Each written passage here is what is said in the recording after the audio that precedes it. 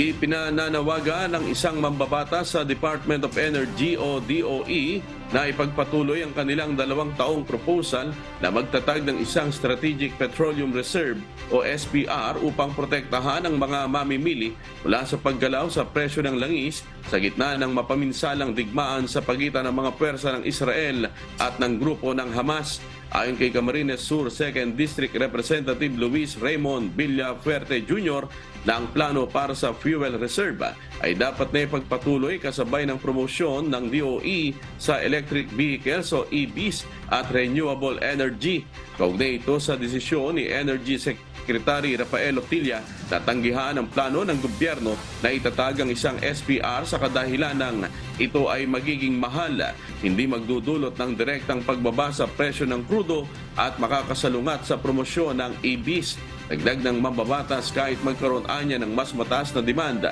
para sa mga green car sa mga susunod na taon, hindi naman basta na lang isasara ng mga Pilipino ang kanilang mga sasakyan na may gasolina o diesel engines kapag makakakuha na sila ng kanilang electric vehicles. Ginit niya na ang isang SPR ay maaring direktang makaapekto sa presyo sa retail dahil sa mga inilatag na reserbang binili sa panahon na ang pandaigdigang mga rate ay medyo mababa. Maaring ibenta ng gobyerno ang petrolyo nito sa mas murang halaga kaysa sa kasalukuyang presyo sa merkado kapag mataas ang mga pandaigdigang presyo.